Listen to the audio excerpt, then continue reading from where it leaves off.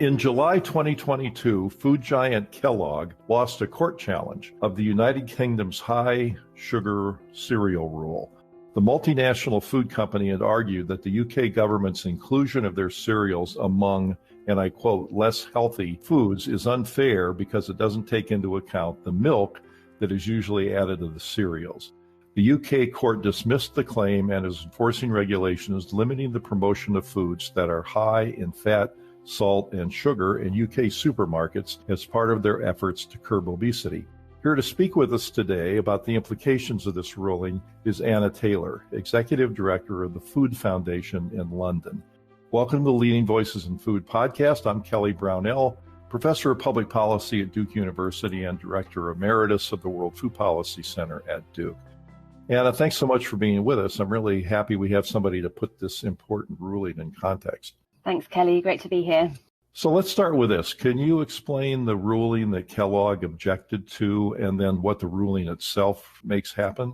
Sure. So in the UK, we've been having a series of measures being gradually introduced to try and prevent obesity, particularly childhood obesity. And one of those sets of regulations were around controlling the promotion of unhealthy foods in two aspects. One, controlling the position which those products hold in the supermarket, and particularly regulating the high impact parts of the shop, things like the checkout or the aisle end, and controlling whether or not foods which are high in fat, sugar and salt could be placed in those places. And then the second aspect was applied to a similar set of foods around whether they could be sold to customers in volume-based promotions, so like multi-buys where you would 2 get 1 free, that kind of idea. So these regulations are being developed and they're applied to a series of categories of foods which contribute a lot of calories and sugar to children's diets. So things like biscuits and crisps and pizza and chocolate and so forth, and also breakfast cereals. And only products within those categories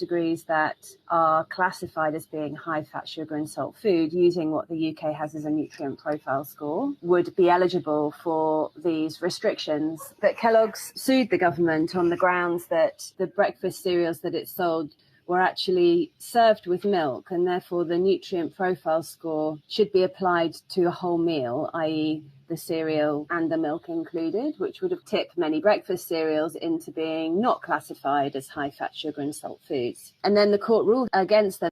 They took the government to court on 4 counts, and all 4 counts were rejected by the court. And obviously the public health community were very relieved that that was the outcome. But the ruling was really unequivocal in explaining the consequences of an unhealthy weight for children, what that means for their long-term health, and the links, of course, between sugar consumption and calorie consumption and knock-on impacts on obesity and excess weight. So we were all delighted with the outcome. So I'm assuming because the industry bothered to take this to court that they're expecting this to harm their sales.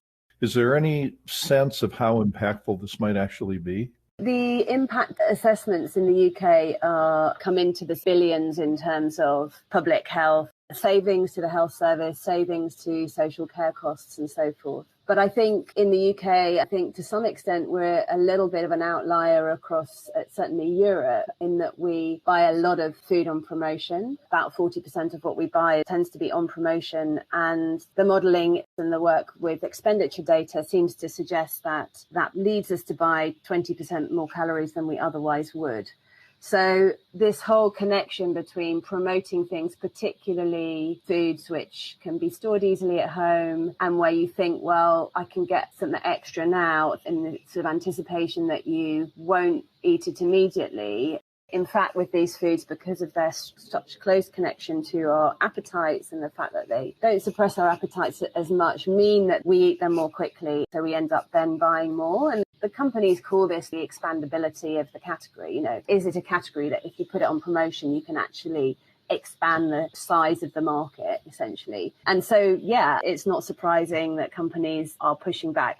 We were just emerging from the pandemic. The Department of Health and Social Care was under immense pressure during the pandemic. We'd seen a huge spike in childhood obesity in the UK through the first year of the pandemic. So it was a move by Kellogg's, which I think there wasn't a lot of support for it in the media. Perhaps that's the best way to say it. This is heartening on a number of levels. First, that the original regulation was passed, and then second, that it prevailed in the court, and third, that the projections of its impact are so great. And another way that things like this can sometimes be historic is that they open the doors to other such action. And I'm thinking, for example, of in the United States, when New York City was the first jurisdiction to require calories on restaurant menus. And a lot of people, including me and my colleagues, fought hard for that, not knowing really what the impact would be on people's dietary choices, but thinking it was historic because it was a sign that a city health department, in this case in New York, expressed jurisdiction over the long-term consequences of food, not just the short-term food safety type things that health departments usually get involved in, but the chronic conditions produced by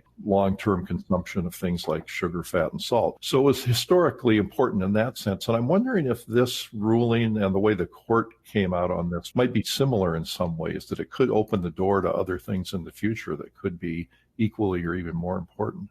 The decisions around these kinds of regulations in the UK are made through the political process, government, parliament, and so forth. And I think we haven't yet, I don't think, seen a lot of evidence of sort of referencing back to the court ruling in making a case for even stronger measures to be introduced in the policy frame. In fact, we're seeing at the moment, I think this is a reflection of the sort of politics in the UK at the moment, we've actually seen this week that our new Prime Minister, who came into power the week before last, has requested a review of a whole slew of obesity prevention measures that have been introduced in the UK, including these ones around promotions. And in fact, the regulations on promotions that were due to be introduced on multi-buys have been already delayed a year on the grounds of the cost of living crisis. So I think it still feels here in the UK that these measures are fragile, that the narratives around nanny state and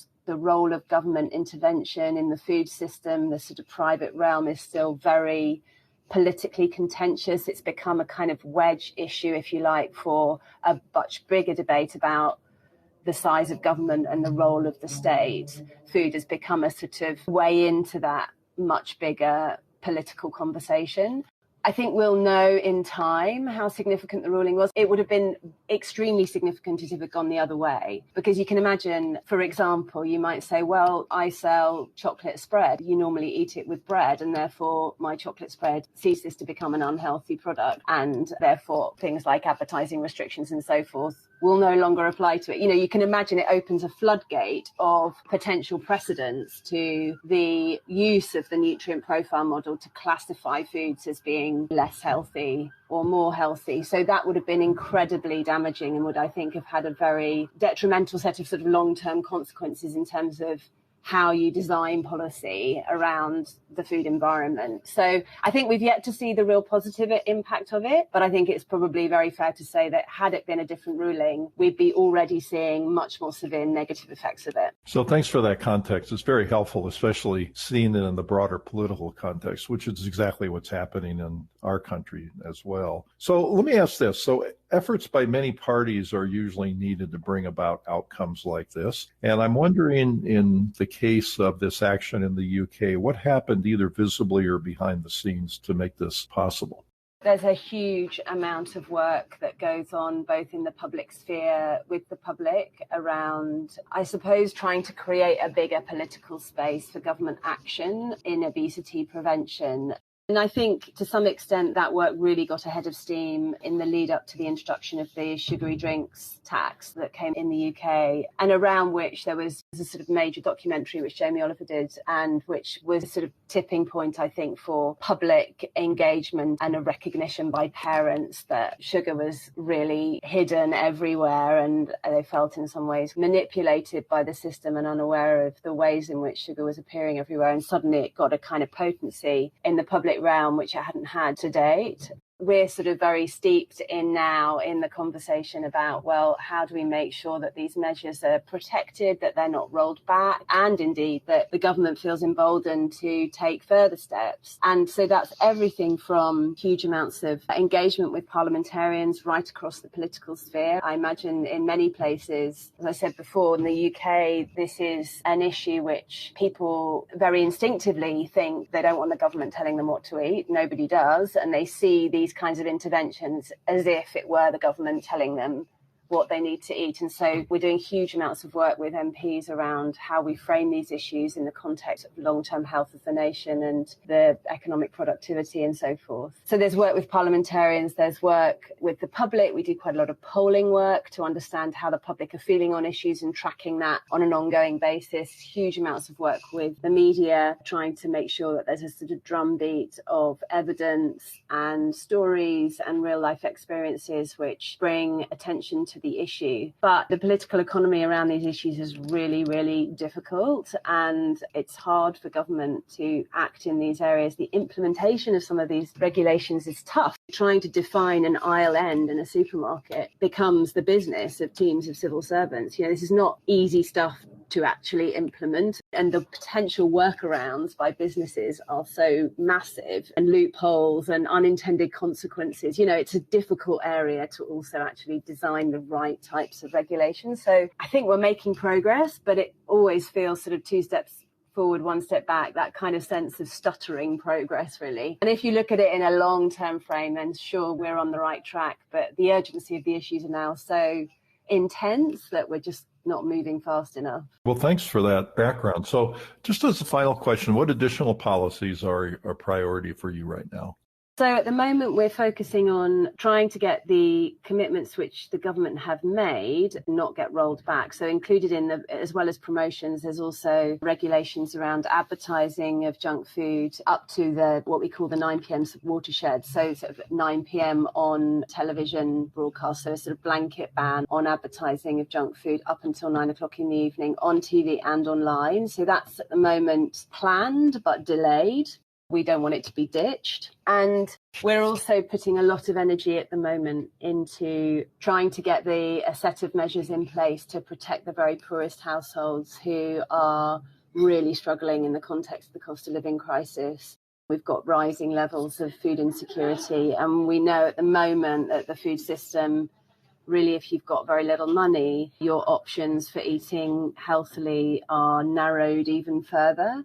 And so we're trying to get the government to invest in expanding things like free school meals and preschool programs so that children from disadvantaged backgrounds at least have a guarantee of one decent meal a day. Well, thank you very much. Good luck with those priorities. I hope all those things come true. So again, thanks so much, Anna, for being with us. Pleasure. Thank you. So our guest today has been Anna Taylor, Executive Director of the Food Foundation in the UK. And thank you for listening. If you'd like to subscribe to the Leading Voices of Food podcast series, you can find it on Apple Podcasts, Google Podcasts, or your favorite podcast app.